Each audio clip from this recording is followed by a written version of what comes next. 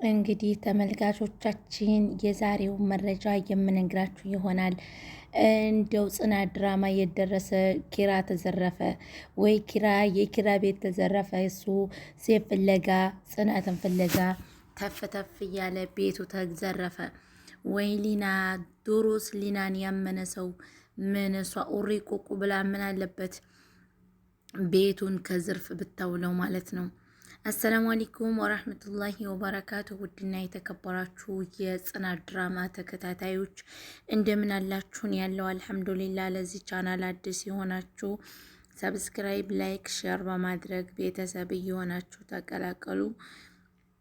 ውድ የተከበራችሁ ቤተሰቦች ዛሬ እንግዲህ የኪራ ቤት ዱርዬና ሌባ ቤቱ እንደገባ አይተናል ማለት ነው።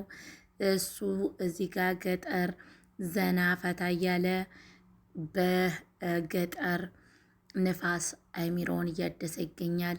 አላስታውስ ያለ ቅንጭላቱን ሊያስታውስ እየሞከረ ነው። ነገር ግን ደግሞ አስታውሳለሁ ሲል ቅንጭላቱን ብሎ ደበለሉት። ከዛ ምንድን ነው የሚቀረው? ቤቱን ደግሞ ሊና ጋ ትቶ ናሆሜ የለ፣ ቅዱስ የለ፣ እንዲሁም ደግሞ ናቲ ቤት ጠብቅ ተብሎ ያነበቅቧቃ ናቲ አገሩን ገብቷል። ስለዚህ የኪራ ቤት ተዘረፈ በአንድ ዱርዬ። እንደው የኪራን የቤቱን ካርታ ፈልጋለሁ እያለ እያስጨነቃት ይገኛል ማለት ነው። በመሆኑም በሊና ጥፋት ያየነው ምንድን ነው ብላችሁ ካላችሁ ሊና እውነቱን መናገር ነበረባት። ለምን ወደሚለው ስንመለስ እንዴት አልተናገረችም?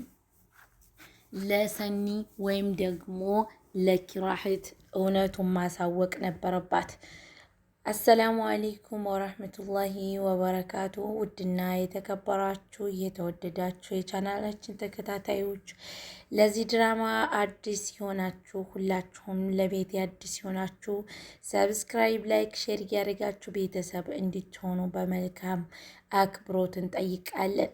እዚህ ጋር እንግዲህ ኪራ እንደምትመለከቱት የተፈጥሮ ንፋሶችን እያሸተተ እንዲሁም ዛፉ፣ ጋራው፣ ተንተረሩ፣ ሸንተረሩ ነው የሚባለው ዘና እያለ ነው። ማሻላ በጣም ደስ ይላል። ገጠር የተወለዳችሁ ያደጋችሁ ታውቁታላችሁ ስሜቱ ማለት ነው። የገጠር ልጅ በመሆናችን እንኮራለን። ኢትዮጵያ ሰላም ትሆንልን። እኛ የገጠር ልጅ ሆነን ስናድግ ከመንግስት ምንም ነገር መንግስት እንደሚጠቅም ራሱ እኛ አናቅም ነበር ማለት ነው። እኛ የምናውቀው ዘርቶ ገበሬ የገበሬ ልጆች ስለሆነ ገበሬ ሰርቶ አገዳውን፣ እሸቱን፣ በቆሎውን ስንበላ ያኔ ነበረ የገበሬ ልጅ መስራት። ከልጅነት ጀምሮ የስራ ሰው ሆነን እናድጋለን። በሄድንበት ሁሉ ውጤታማ እንሆናለን ማለት ነው።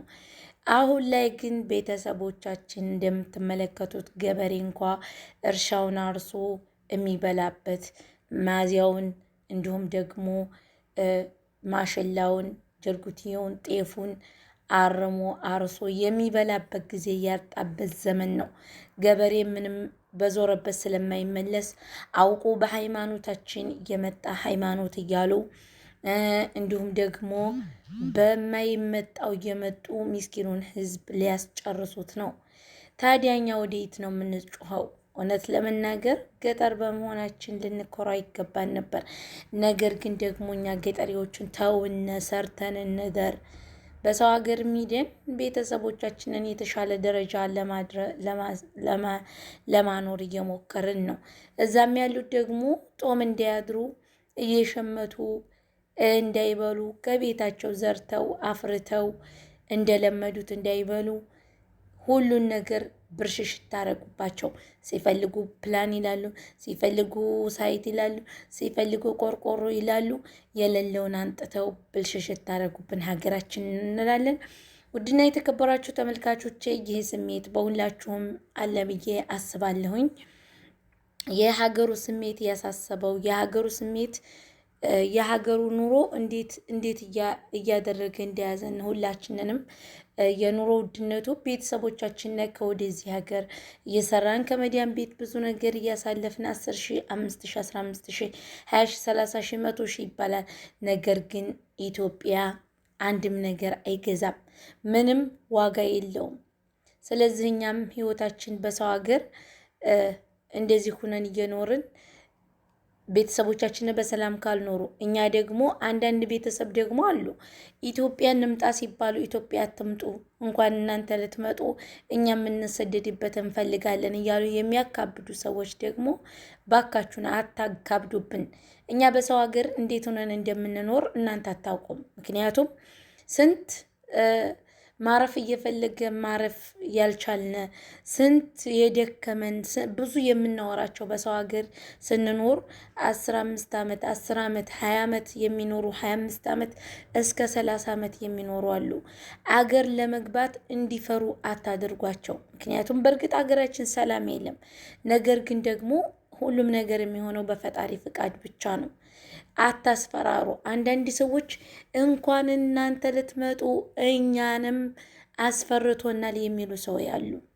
የኑሮ ውድነት አለ፣ እዚህም ሀገር አለ። እዚህ ሀገር ግን የኑሮ ውድነት ሆኖ ያልታየው በምን እንደው ታውቃላችሁ? ስለምንሰራ እና ደግሞ የቤት ሀሳብ ስለሌለን በመዳን ቤት ስለምንኖር የደሞዛችንን ቀን እንጂ ይሄ አለቀ ደቀቀ የምንለው ነገር ስለሌለን ብቻ ነው ልዩነቱ እንጂ ምንም ልዩነት የለም። ኑሮ ውድነት እዚህም ሀገር በሰውም በውጭም ሀገር አለ ማለት ነው።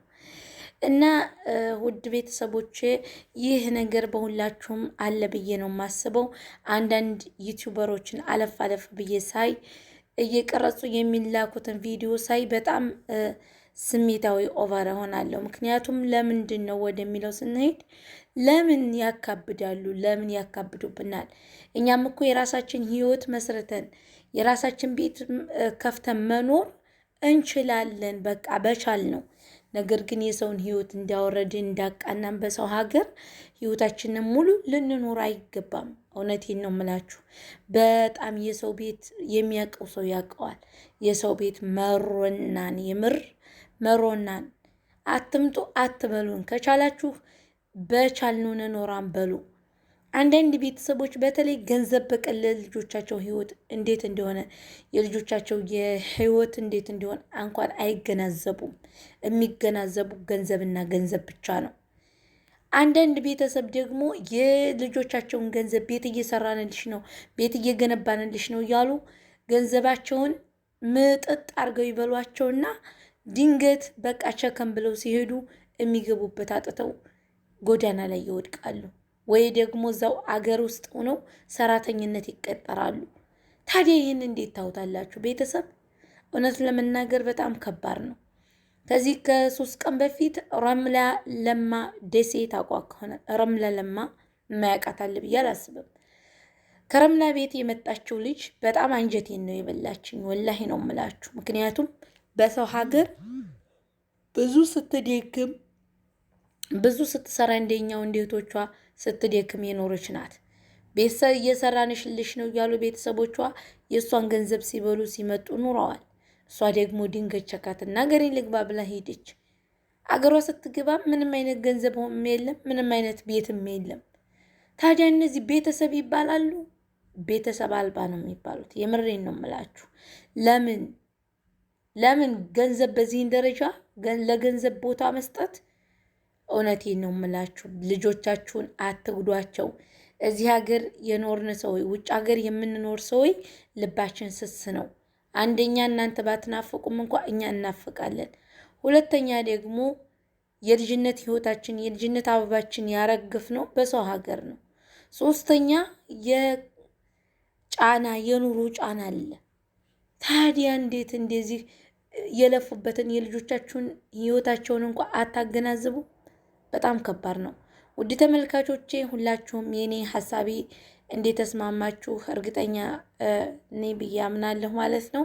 ምክንያቱም በአብዛኛው ደረጃ በቤተሰብ የተከዳ በእርግጥ በባል የተከዳም እንዳለው ሁሉ በባል የተከዳ መቼስ በባል ነው የተከዳው ይባላል። ባዳ ነው ይባላል። ግን በቤተሰብ የተከዳ ምን ትሉታላችሁ? እውነቴን ነው የምላችሁ። ያኒ አንዳንድ ሰዎች በጣም ጅብ ናቸው ብዬ ነው ማምነው። ገንዘብ በቀር ስለ ህይወት ምንም አያውቁም። ስለ ሰው ህይወት ምንም የሚመስላቸው ነገር የለም ማለት ነው።